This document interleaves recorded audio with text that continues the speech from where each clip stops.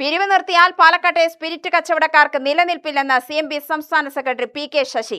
പഠന ക്ലാസുകളിൽ പങ്കെടുത്ത് ജീവിതം ഇല്ലാതായ ആളാണ് താനെന്നും ശശി.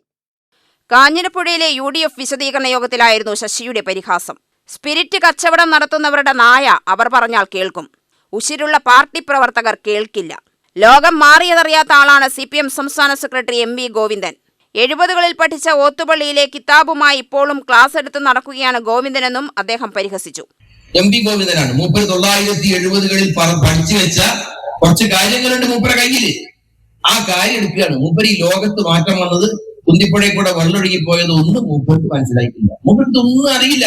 ആ 70കളിൽ പറഞ്ഞു വെച്ച ഈ കിതാബുണ്ടല്ലോ, CPIM ഓത്തുപള്ളിയിലെ പഴയ കിതാബ് അതുപോലെ ഇങ്ങനെ പറയുന്നത് പഠിപ്പിച്ചുകൊണ്ടേയിരിക്കും. ഇതിങ്ങനെ ഓതുക, ഇതാണ് പണി. ഇതാണ് MV ഗോവിന്ദൻ, ഒരു പ്രധാനപ്പെട്ട അക്കാഡമിഷ്യന്. രണ്ടാമത്തെ മൂപ്പർക്ക് ഏറ്റവും വിശ്വസ്തനായിട്ട് ഒരാള്. അയാൾ എങ്ങനത്തെ വല്ലാതെ അറിയണ്ടാവില്ല. കോഴിക്കോട്ട് തന്ന ഒരു മനുഷ്യനെ കണ്ടുകൂടാ, അവിടുന്ന് പറഞ്ഞു വിട്ടതാ, അക്കാഡമിയിലേക്ക് പറഞ്ഞു വിട്ടതാ. ആദ്യത്തെ മന്ത്രിസഭയിൽ പിണറായി വിജയന്റെ പൊളിറ്റിക്കൽ സെക്രട്ടറി ആയിരുന്നു. അദ്ദേഹത്തോടുള്ള വ്യക്തിപരമായ അടുപ്പം കാരണം ഒരിക്കൽ ഞാൻ അദ്ദേഹത്തോട് സൂചിപ്പിച്ചു, അട്ടർ ഫെയിലിയർ ആണ് ഈ വിദ്വാനെ പൊളിറ്റിക്കൽ സെക്രട്ടറി ആക്കിയത്. അല്ല നോക്കുക, നമുക്ക് നിയമങ്ങൾ നോക്കുക എന്ന് പറഞ്ഞു. എന്താ മൂപ്പരെ പ്രത്യേകത എന്ന് ചോദിച്ചാൽ, പൊളിറ്റിക്കൽ സെക്രട്ടറിയുടെ റൂം എന്ന് പറഞ്ഞാൽ വളരെ പ്രധാനപ്പെട്ട ആളുകൾ പ്രശ്നങ്ങൾക്ക് വേണ്ടി പോകുന്ന ഓഫീസാണ്.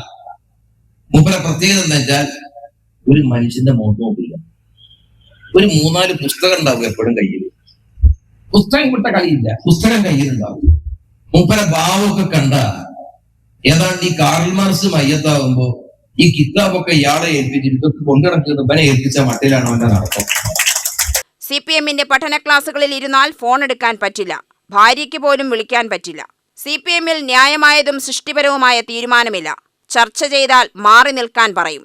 സത്യം പറഞ്ഞാൽ നടപടിക്ക് വിധേയരാക്കും. ജനങ്ങളുടെ മുമ്പിൽ അതെല്ലാം കണ്ടുകൊണ്ട് പഞ്ചപുച്ഛമടക്കി നിൽക്കാൻ ഒരാളെയും കിട്ടില്ല. പുറത്തു പോകാൻ അതുകൊണ്ടാണ് തീരുമാനമെടുത്തത്.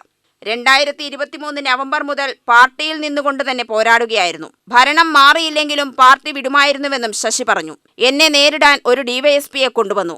അവൻ എങ്ങനെയാണ് സ്ഥലം മാറ്റം വാങ്ങിപ്പോയതെന്ന് ചോദിച്ചു നോക്കണം. പിന്നെ വേറൊരു മഹാനായ നേതാവുണ്ട്, മലപ്പുറത്തുകാരനാ. ഇപ്പൊ സ്ഥിരതാമസം ഭാര്യ വീട്ടിൽ ഇവിടെ തൃശ്ശൂരാ.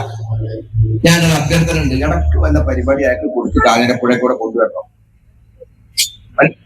ഒരു പരിപാടി നിശ്ചയിച്ചു കൊടുക്കാൻ, എന്തെങ്കിലും ഒരു പരിപാടി നിശ്ചയിച്ചു കൊടുക്കാൻ ഗുണത്തിലാവും.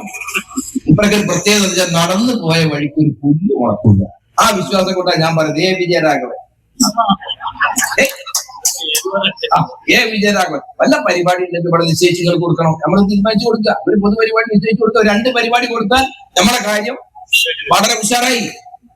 അതൊന്നും തീരുമാനിച്ചു കൊടുത്താൽ മതി നിങ്ങൾ.